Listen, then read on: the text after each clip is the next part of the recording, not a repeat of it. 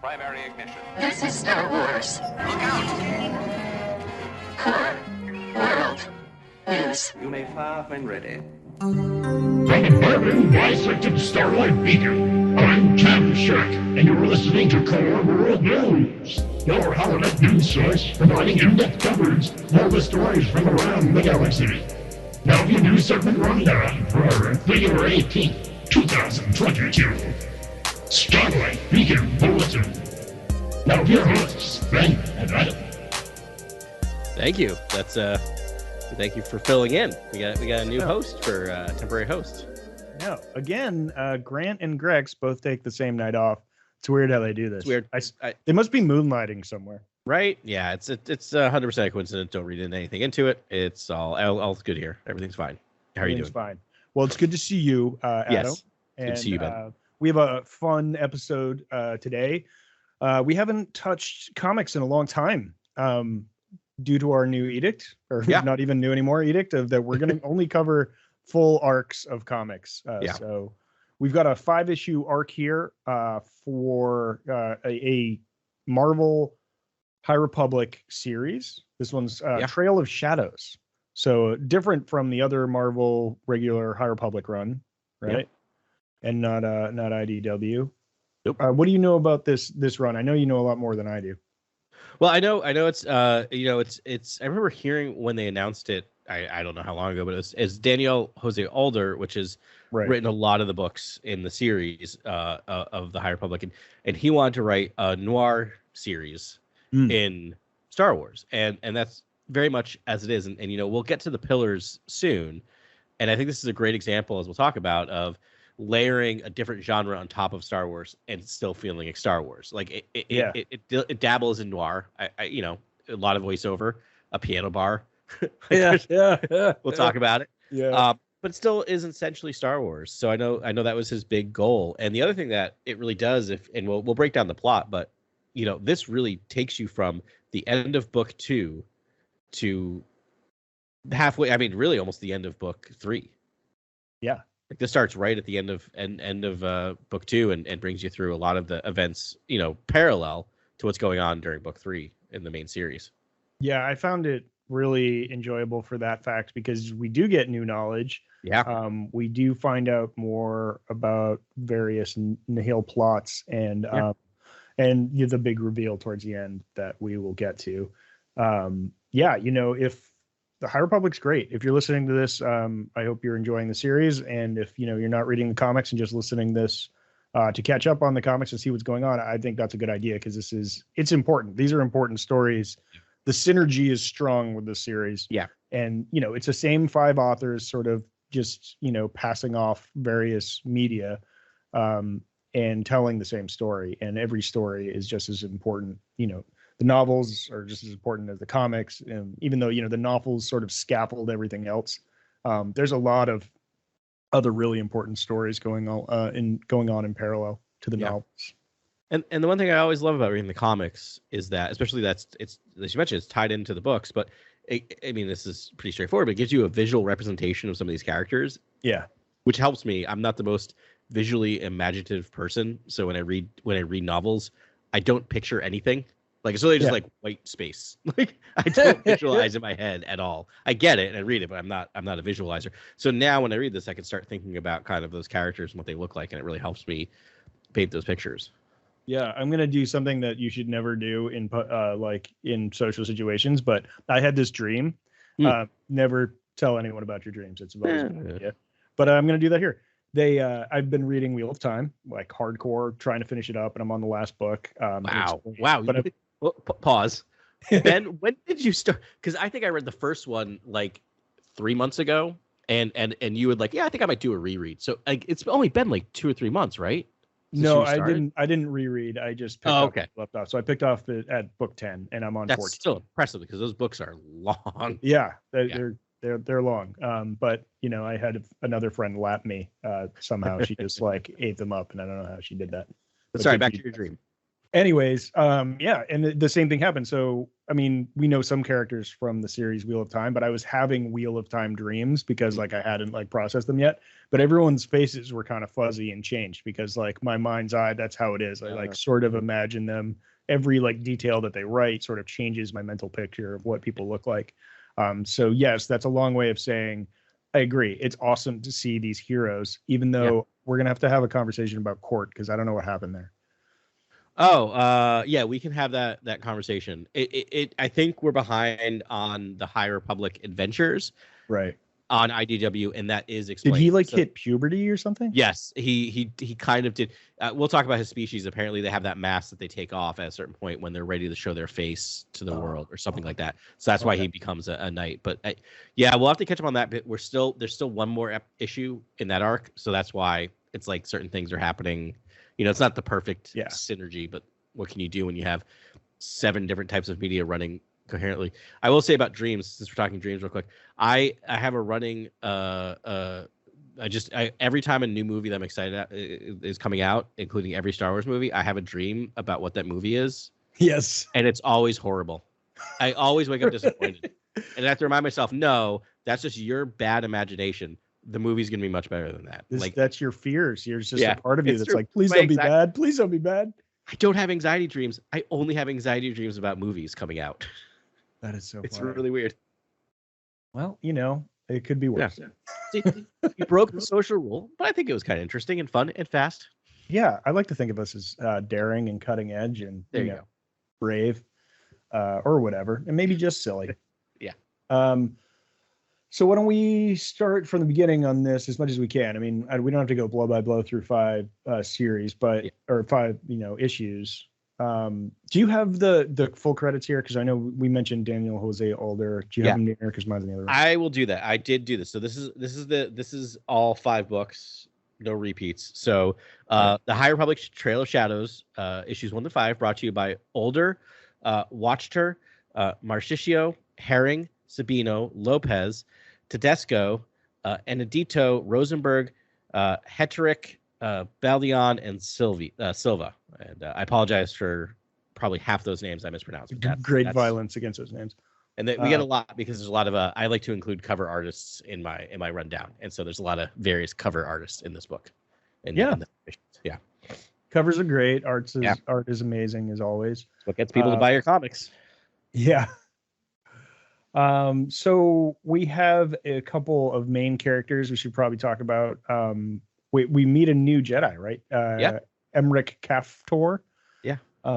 He's new to us, African-American human detective Jedi. Yeah, really just, and I think has a yellow lightsaber, so that kind of, connects with that.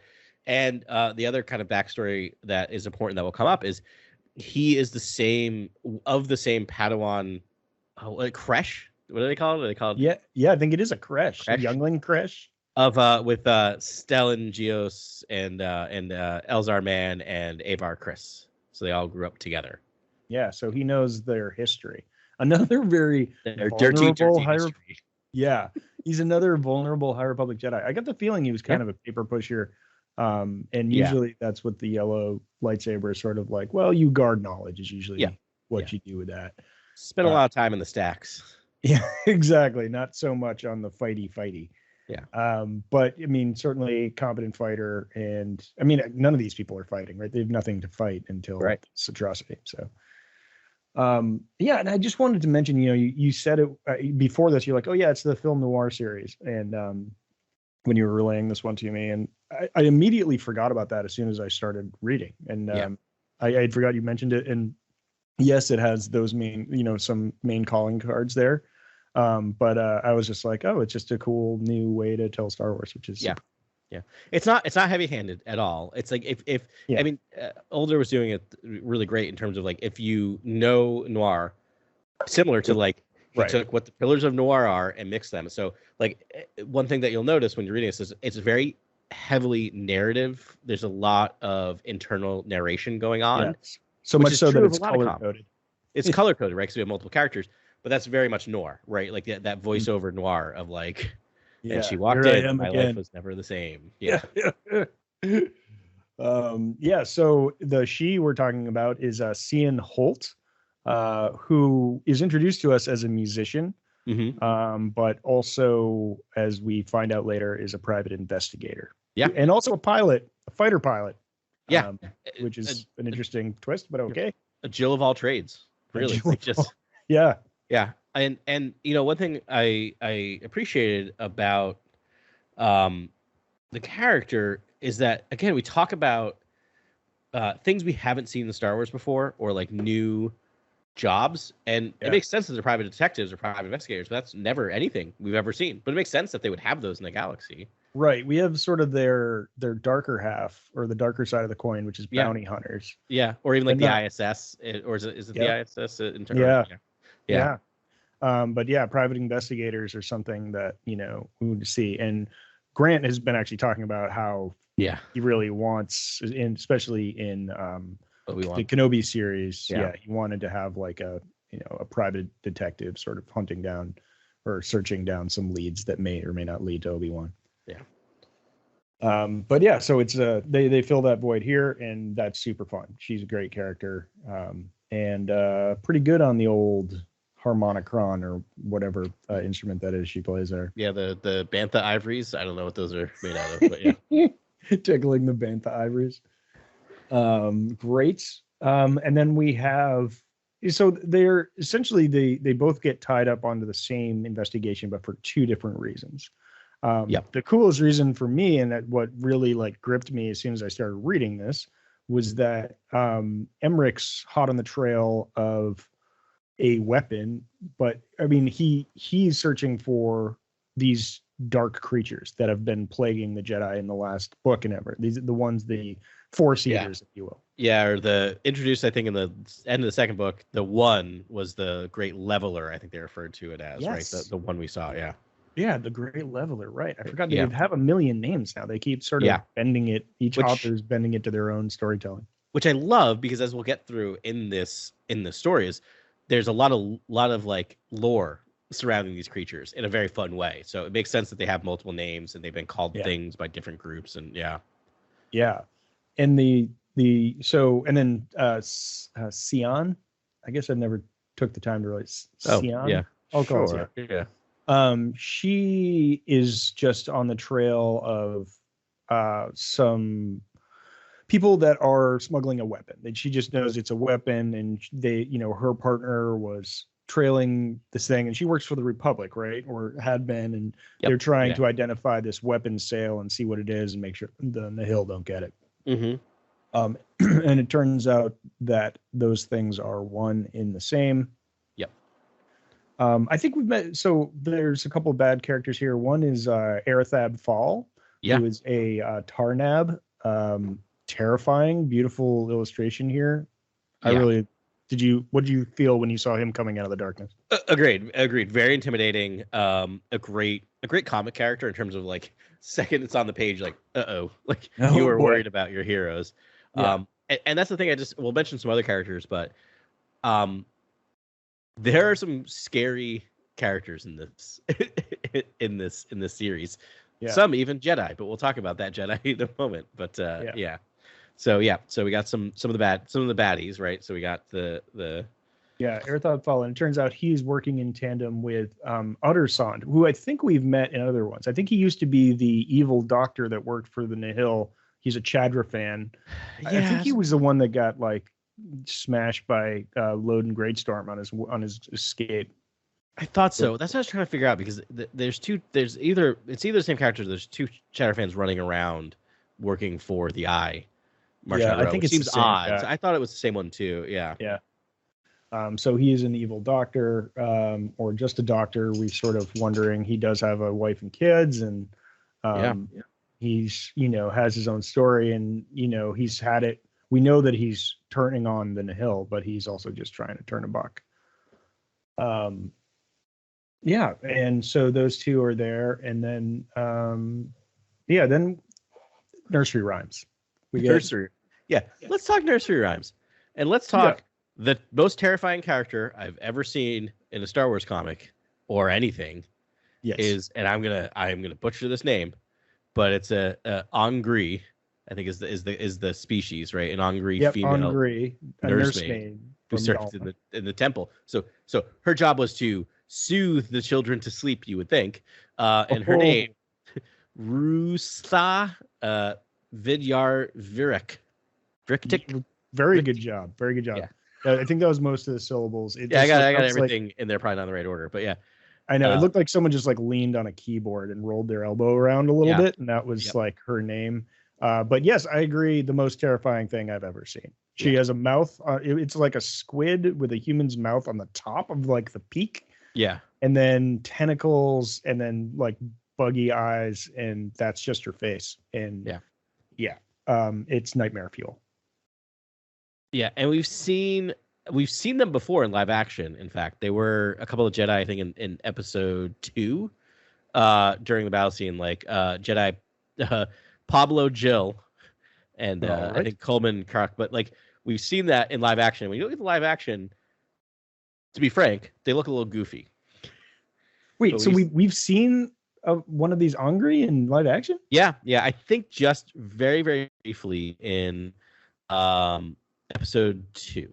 So probably in the arena, the Paternaki arena scene. Okay. Yes.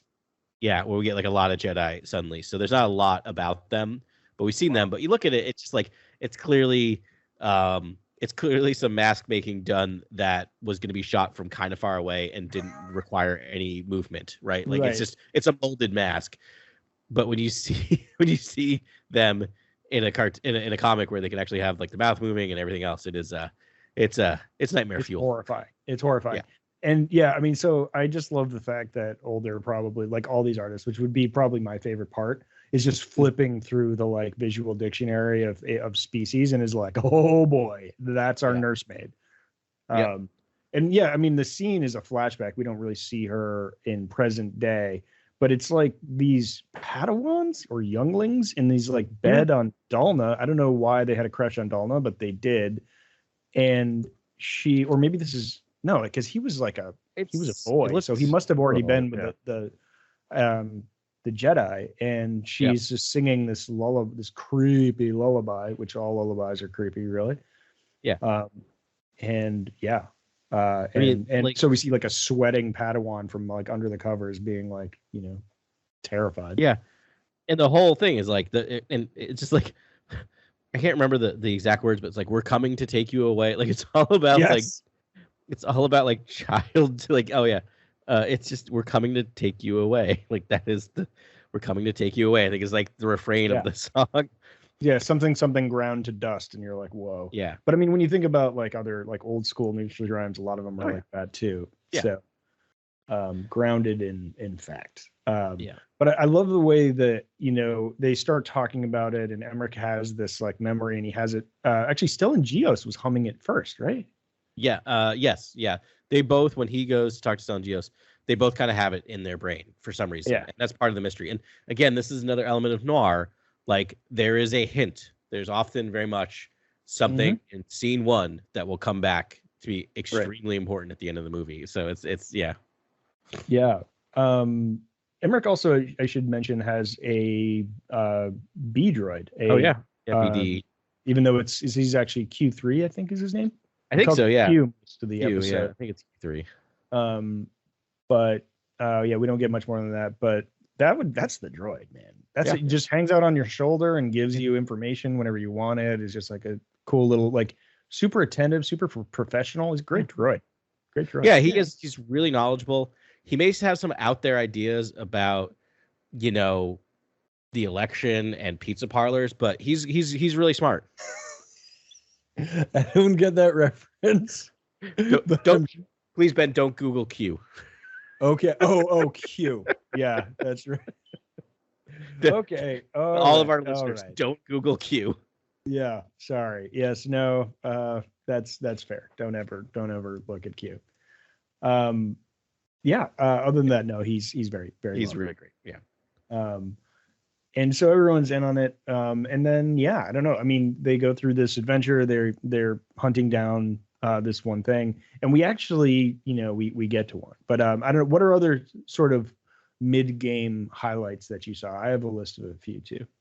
Oh, why don't you start then? Because you've come more prepared than I, but I got some. But what's some of yours? Well, I mean, really hard hitting stuff. Like, well, I mean, with that, they go to a couple concerts of Sion's because she's still got a gig, you know. Yep. And she's playing. First of all, there's a harch drummer, which is about time.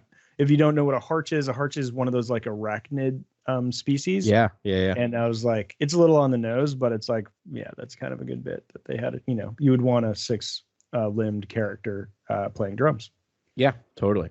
And, I know we already mentioned it, but I really liked going to the Chadrafan homeworld. Yes, and like it was nice. It was. I mean, you know, I like when you humanize your villains, right? So it was nice to see that, and I really enjoyed that. I think it's issue 3. We kind of we introduce. I don't have the name down, but we introduced another Chadrafan. Bisar, and like so now we have a third voiceover going on in this story. Yeah. And their motivation, and I really appreciate that. It was like it's just, and then you have this. You have another person tailing another person, like, you know. I really enjoyed that kind of added. It's additive. Yeah, another layer there. And Bisar is really self-motivated, revenge. You know, she's hates the Nihil, which is kind of a cool thing that could come up where we get just these innocents that are just like have lost because of these Nihil raids and are rising up on their own independent power. So she's there to sort of stop what's going. Well, she's sided with the Republic and has offered to do what she can, and they've hired her to tail Alderaan. And and so that's where she sees him. She catches up to him on the home world and then ends up tagging along. That's a good thing she did. I felt like she was like trying to save him at first and then realized he's not a good person. No, yeah, I agree.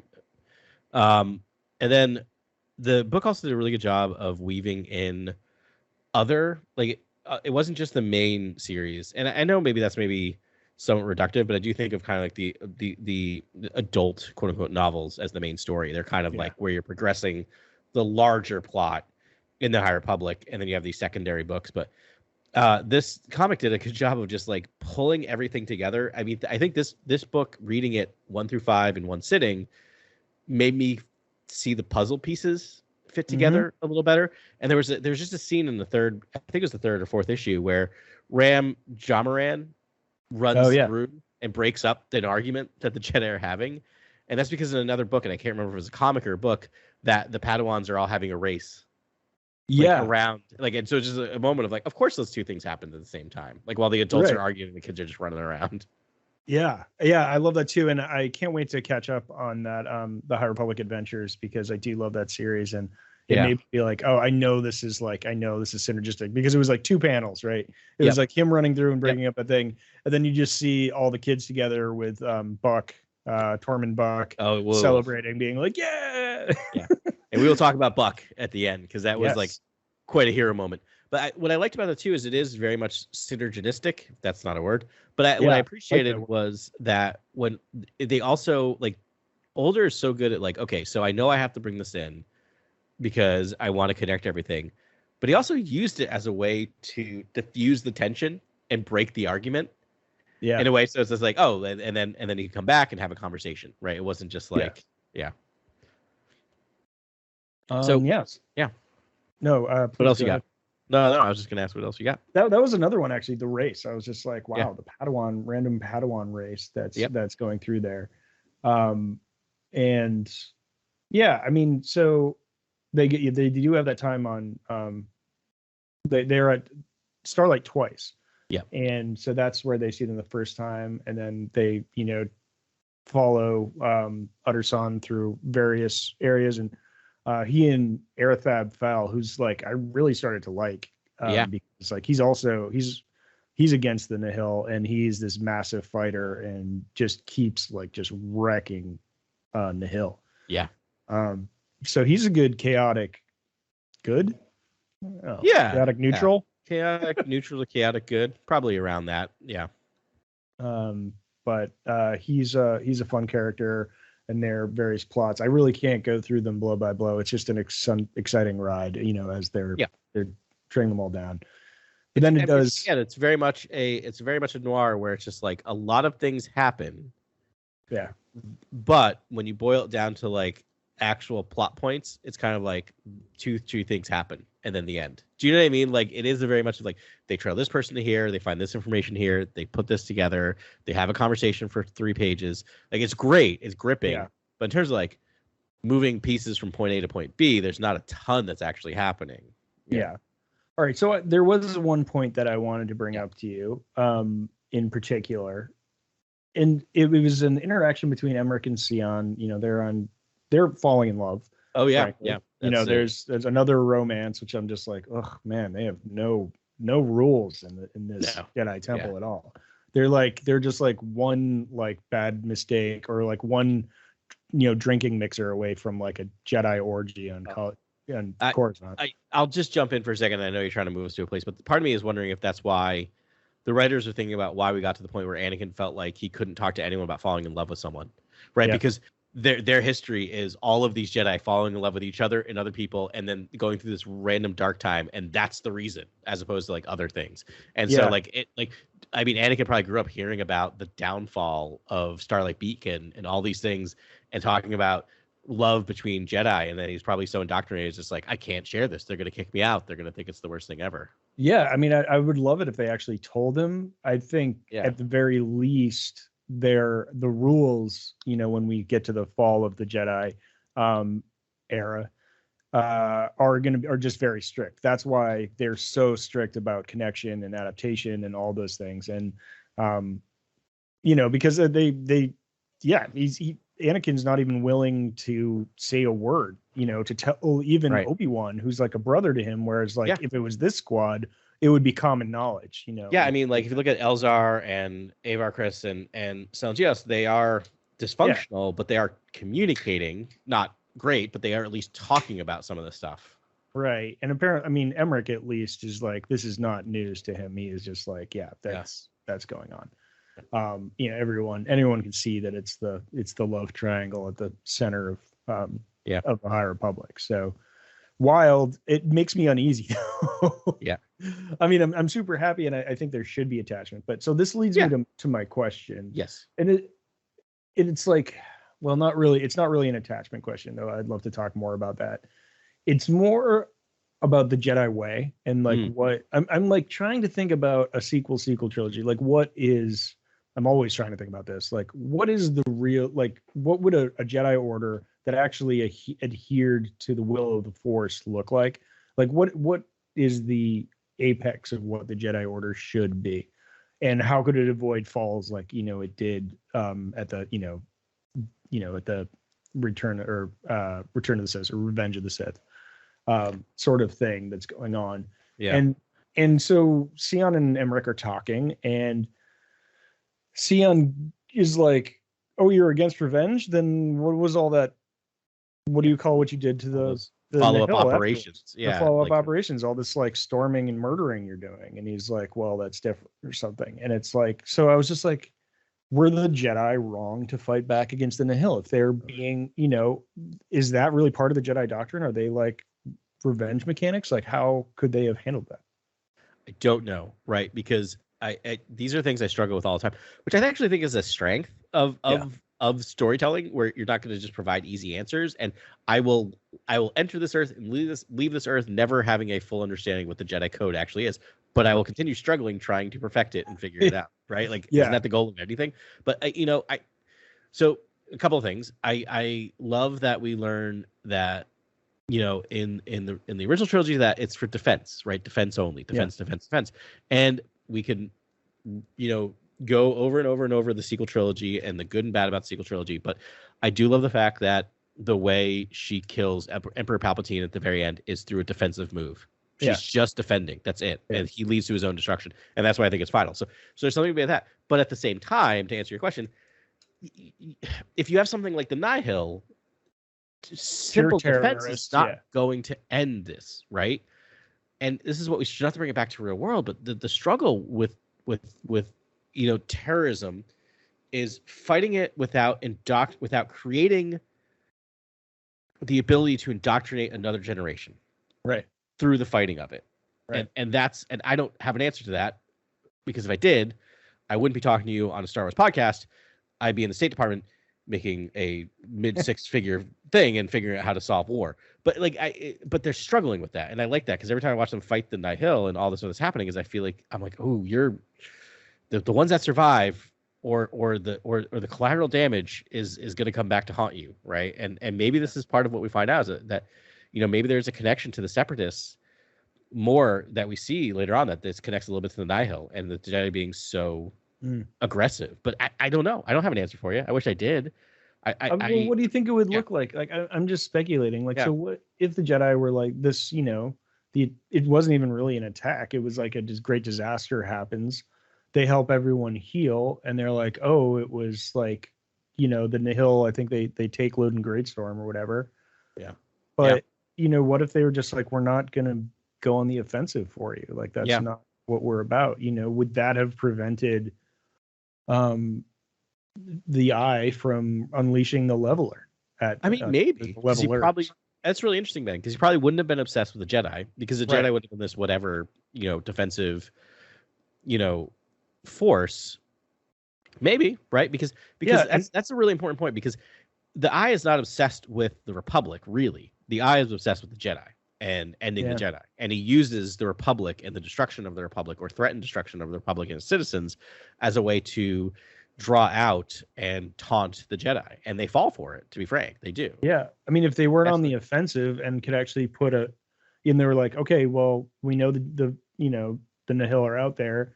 Maybe we should put a larger contingent at the at Valo when they have the the fair, and maybe that's enough to like stem the tide and the problems. If they're just defending, like, we know that this threat exists, but we're not killers, we're defenders, like, and they wait back there. Like, I wonder if that's a lesson. I mean, maybe there's something there, right? Because you targets, so you hard. I mean, I don't want to drift into my daytime job, but you hard targets to make it really hard for attacks to happen. You defend it, and then that this is a generational game. This is not, we're going to stamp out the Nihil or terrorists in 5 years, that we need generations to pass. And so we can do peacekeeping and educational missions that make it really hard for the Nihil to recruit another generation of Nihil. Yeah. Like, I don't know. Maybe that's what that Jedi looks like, right? It's just peacekeeping.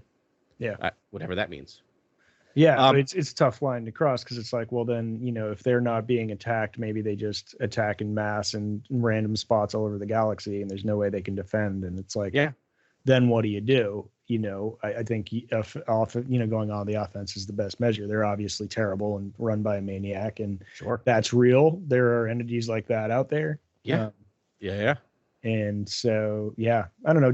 I was just thinking it's interesting. It's a really good question. And then when we get to like the attachment stuff, not to bring us even further in this, but like, I want to. I think watching the end of season 1 of Boba Fett, which apparently the ratings on that was gangbusters compared to even Mandalorian season 2. Like, no kidding. Yeah, I mean, they don't release the actual ratings, but apparently there's some stuff they can kind of figure out who watched it when. And apparently the number of people who watched it day 1 was so much higher than even watched the finale of Mando season 2. So I'll probably get Boba Fett season 2 is what I'm saying. But cool. I think people with that had kind of thoughts about Luke making Grogu choose between the lightsaber and his armor.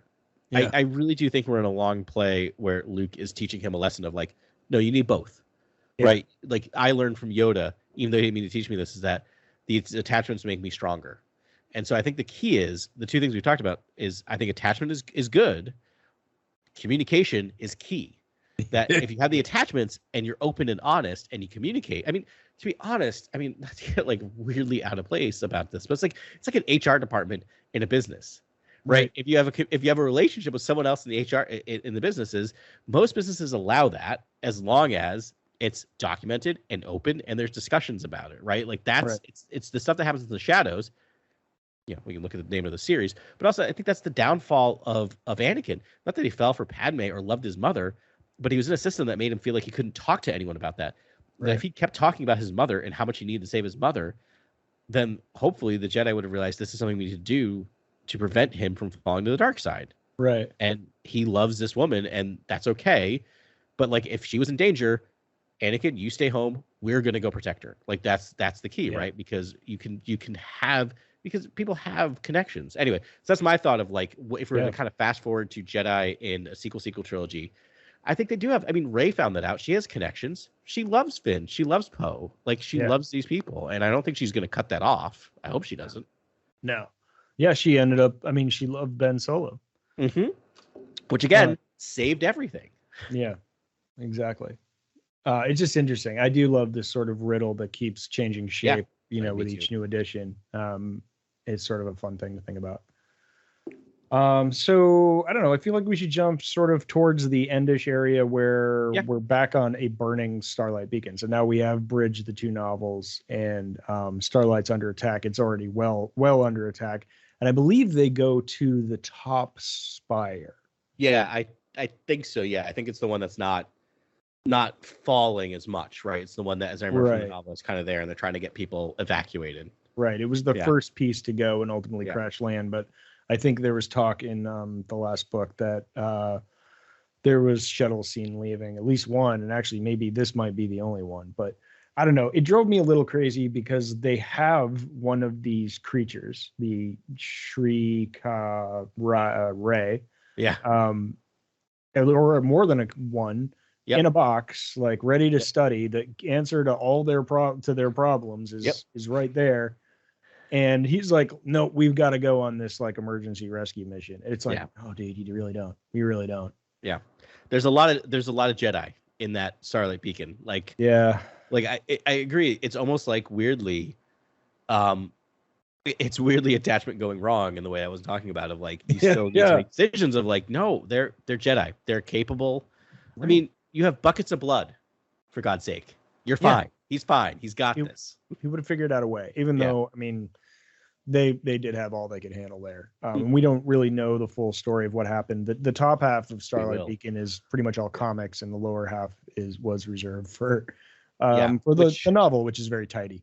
Which is very interesting when you're reading the book, because when you're reading the book and not reading the comics or doing as we did, it's very strange because the book reads very much like, don't worry about the other half. It is very skipped very quickly, and you're like, okay, clearly this is covered in ancillary material. Which is what we got a little bit here. So Emmerich, against all rules of intelligence, he realizes that there's one of these monsters on the loose in Starlight Beacon. There's several. And wants to go do some research, but he has the added ability, like skills, in that he's got Sion there, who's not a Force user.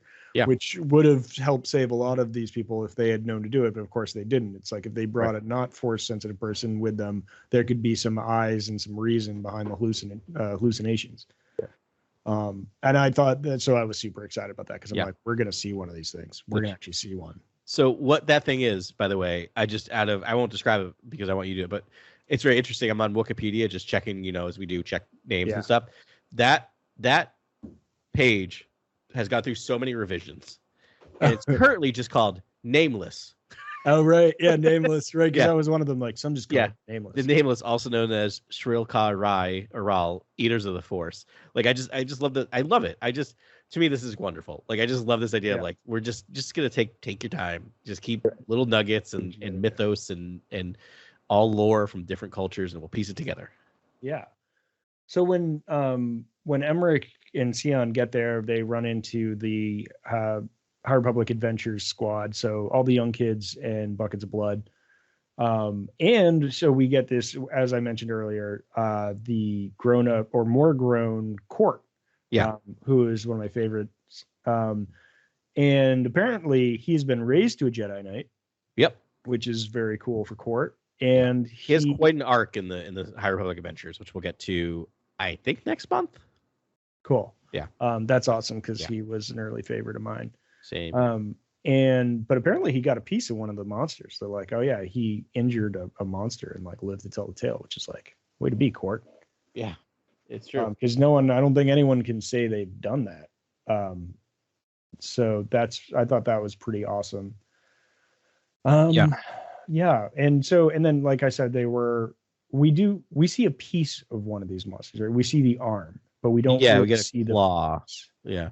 We You see, see a little bit of the face, very tiny bit of it's got like tendril mouth, and red eyes, but it's all in shadow. But the big thing we get is its claws. okay, was that the real one? Because I thought that that was hallucination, and he was imposing Ruthsva's face onto the monster. So I think it is the real one, because there's also that amazing in the beginning of the issue where we see that his fear, like that nursemaid. But then when we cut to they cut between what Sienna's seeing and what he's seeing. Yeah. And she's seeing a clawed hand, like a claw, right. and he's just seeing a hand. Right? There's that amazing thing. Because in the next page, we see it in the shadows, but we see it has the clawed hand, which is what she's seeing. So that's why I'm assuming its face is also its real face. And if you go on Wikipedia, that is the image they have. But it is very much in shadows. It does not give a ton away. It just kind of has, as you would expect for every Star Wars giant creature, it's very much a like Super Verminoth with a body. Yeah, Super Verminoth, or like an H.P. Lovecraft, like nameless terror. Like it's got like tendrils coming out of its mouth and reptilian eyes. But that's really all you can get on. Like you just see a lot of teeth and a lot of tendrils. Yeah, and the claws. And actually, claws. It does appear to Emmerich as Stellan Gios at one point. Right. And he recognizes it and beheads Stellan Gios, and then you see the arm fall off, and he's later taken for samples. Yeah, Emmerich actually chops off a toe, basically. Yeah. Because he knows, like he's able to. He beheads Stellan. Right. Because he knows it's just a hallucination. Yeah. Yeah, which is, I mean, he's been one of the strongest so far, and I think because he's sort of trying to, starting to understand that, which I've been begging for, like dying for, because it's just like the Jedi have just been getting their butts handed to them by these monsters, and I'm like, just like, come on, like someone get a clue about this, and now at least they're starting to understand what's going on. At least this group is, really.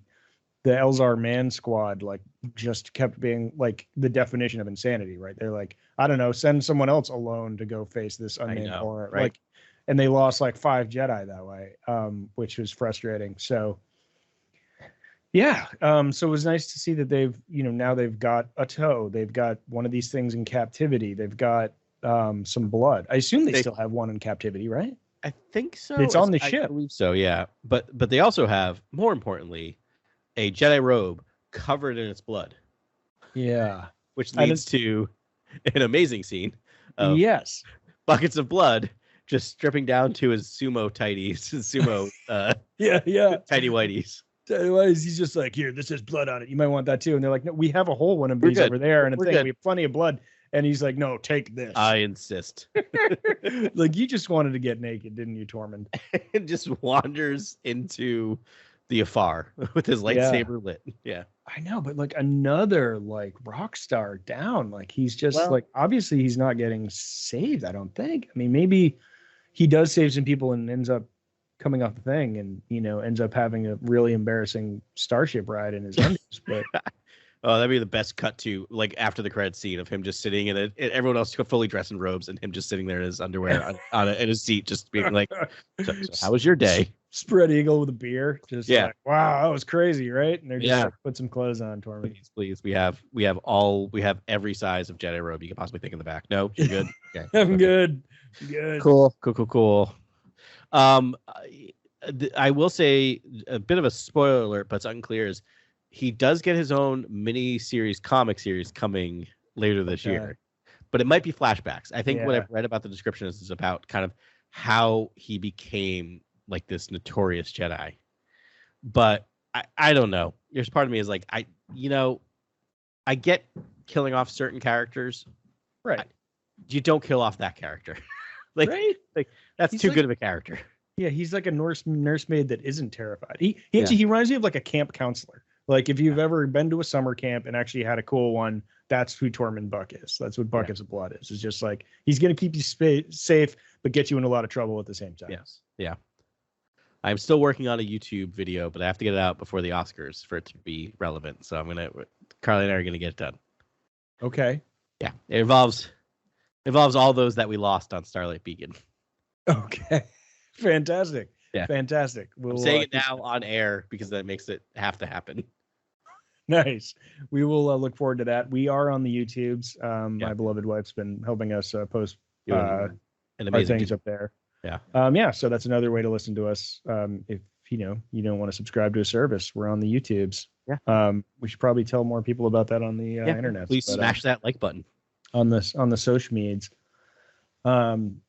Yeah, far out. So yeah, so we do this, and there was a fantastic sort of. There was, the dialogue was great, the inner monologues were great. Yeah. But there was one at the end that I really loved from Emmerich. Mm-hmm. And he said, "For even in the darkest hours, knowledge defeats fear and shines through the shadows to show us the path back to the light." Yeah.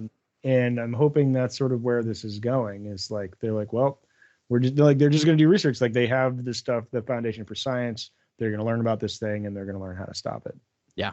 I hope so too. I'm so interested in what they're doing with the High Republic, knowing that it is like anything. It's a trilogy, right? It's a trilogy of stories. It is in each segment, and we're done with the first segment of the 3. And this ended very much where you would think the end of a middle chapter would end, right? At their lowest the lowest moment. So it's so fascinating to see think about where they're going to go with this, because I know this all eventually ends with the downfall of the Jedi, but I'm just hoping it's not worse and worse and worse and worse, and now they're this insular sect, right? I'm hoping it ends with a triumph, and I think it will. Yeah, I think they try to always put in some things where so the Jedi can get a dub here and there in the stories. Yeah. But they don't get many. And there's, at first, when this first started happening, I was like, well, they don't really, they can beat these Nihil chumps. And, yeah. I didn't feel like they had too many bad adversaries, but with this, they've done a nice job with the leveler / the nameless, because they're terrifying and they're milking it as they should. But I'm like, okay, let's get some dubs here. Let's figure this thing out. Tired of watching every Jedi die. I know. I think this leads to the biggest argument of why we need, a sequel trilogy. We've had the prequel trilogy ends in tragedy as we have to. Right. The original trilogy ends in hope, but then you have a 35-year pause. So for storytelling reasons, you couldn't have everything go right for 35 years, because then what's that story? You just start in the highest. It's just weird. You kind of going back around again. So then that Luke's story ends in tragedy in terms of his training. I think we will get peak Luke storytelling soon with what I we've hope seen. so. That'd be great. I think we will, and we'll get some really him at his height. But still, we know it ends in tragedy no matter what. Right. Which it's so depressing. It is. I get it for storytelling reasons. I totally understand. But that's why we need the sequel trilogy, where yes, they will face adversity, but it needs to end. We need a series to end with, and the Jedi Order is reborn. We need it to end with and here are the 500 Jedi Knights we have. Right? All of these, the best and brightest Jedis out there. We need that, I think. Right, because this mythology that Star Wars is based on is about good triumphing over evil. Yeah. And I mean, I know they need to make things look really bad for it to be an appropriate scaled triumph, but I don't have the episode number offhand, but we talked about this in length, and it's a good idea if it was something in the further future, maybe 30 years past that or whatever, or even not that, the 10 years, whatever. And we have Empress Rey, and then we have a young fledgling Jedi Academy that Rey's still involved in, and they're trying to work on a more perfect union, a more perfect Jedi solution, and their new doctrines get tested, somehow, and then they triumph. I mean, maybe that's where you bring in. Yeah, exactly. And maybe that's where you bring in something like an extra galactic threat, right? Because then it's less about we're testing our, it's rot starts from the inside and all that stuff, which is important for storytelling. But it'd be nice to kind of get that. It'd be interesting. I mean, we know Lucas likes tone poems, and that would be an interesting tone poem if you did 4 trilogies, and the last one ends with the rise of a new Jedi Order, because the first one started with the Jedi Order at its height, and it'd be a perfect U, like it'd be perfect parabola for those math nerds out there, you know. But that would fulfill Lucas's tone poem. Right. Yeah, I think that would be super fun. That would be super fun. Just because I want to, not know where they're going, but have it be, a nice victory. Yeah. And then something that they can base future stories on, where we have this new definition of Jedi that's like, and then they can keep testing it in really interesting ways. Which would be fun. Dark side people and whatnot. So any other notes you had on this one? Not on this, I will say, just as like a self-review. I'm glad we switched to this method. I was a little like iffy about moving to this. I was mostly on board, but I was kind of like, I don't know. I kind of like talk about it every week, but it's improved my comic reading, I think. And like, it's so hard to give, especially a miniseries, a grade if you're reading it once a month and then talking about it and then reading it again in a month. And like, I don't know, because that's how I read this. I read it as it came out, and then I reread it this morning, and I don't really remember what my first impression was when I was reading it month to month. But I was probably like, that's fine. But I really enjoyed it as just reading the story, and especially the love story, which we didn't hit on a lot between the two main characters. I don't know how much I picked up on that when I was reading it one a month, and they just did little steps in every issue that if you're reading back to back, you understand why in issue 1 they've just met, and issue 5 they're clearly best friends for life, at least.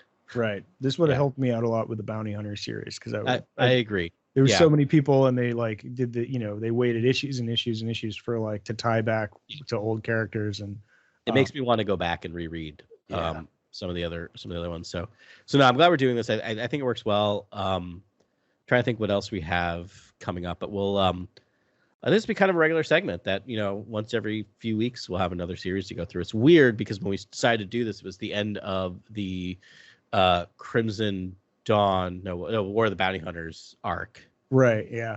And now everything is lined up. Rain. Yeah, is with the Crimson Rain, but we'll get there. And so I hope also on your end, the listeners, that I think we did a good job covering the plot, but I don't want to sit there and do it exhaustively. So you're like, oh, there's no reason for me to read these books. Right. Like, yes, you can leave these episodes knowing the broad stroke plots and our thoughts on it, but I hope we left it enough to encourage you to go read these comics, support these artists. Like, they are doing really good work, and it is worth, even if you know the beginning and end point, it's totally worth picking up these 5 issues. Especially they're going to come out in a trade paperback in probably a couple months.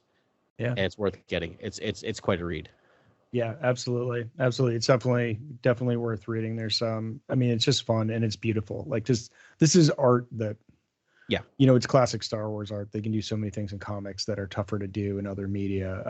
And it's just gorgeous, and it's immersive, and it's really fun. So yeah, we'll see what we do next week. We do want to start wrangling the pillars. Yeah.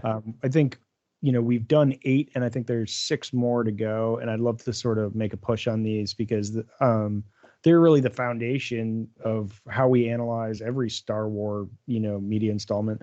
And really, when we've got all of these new things, piece of media coming out, it's a good way to sort of look at, what they're doing, and, what are the standard mainstays, and what are the editorial flourishes that the new creators get to, put their tag on. So, sure. We're going to talk more. We're going to get back into the pillars a little bit. If you go onto our, actually, right now it's on Twitter. If you go there, there's a link, an introduction to Discord. You can get on our Discord server through Twitter. There's an invite there. And I just posted sort of where we are and what episodes you can listen to for previous pillars if you want to do that. Yeah, it's a great resource if you can join. And as a person who is on multiple Discords, that's not just the Cornwall News. I've always been, with my social media, I've been a bit of a ghost that I exist. I mostly use it as a way to see what other people are doing and kind of engage that way. And but I'm not a big poster. Discord's a good way. You can join. We're not going to call you out or force you to engage with us, but it's a good resource to look at some of the stuff we've done. We've created a lot of different chat rooms, and also jump in if you want to say something. We have a really positive community over there, and we invite you in, Yeah. at any level that you want to participate. Yeah, I love engaging with people, and I'd like to sort of, what this podcast is, especially if you're listening at this point. Yep. Where we're trying to just make a Star Wars positive environment. I mean, obviously we're critical, and you should be too. As you'd be critical of any sort of piece of art, but it's like it's just art. We're making stories here, and they're fun, and it's a fun ride, and we're getting a lot of new voices in the Star Wars universe, so it's going to be different. And so if you're just excited about change and new things in Star Wars, and especially if you want to know what's going on in every part of Star Wars simultaneously and how all the parts fit together, we're hoping we can be that lattice work, that answer for you, to just help organize some of this stuff so we can really talk about everything that's going on. So yeah, hit us up. Absolutely. All right, well, we'll call it there. Thanks very much for listening to us this week. It was a great pleasure. We'll talk to you next week. And as always, may the Force be with you. This is Grex Kondak signing off. For the latest breaking news, follow @CoreWorldNews on Twitter and Instagram. Thank you and good night. Remember, the Force will be with you, always.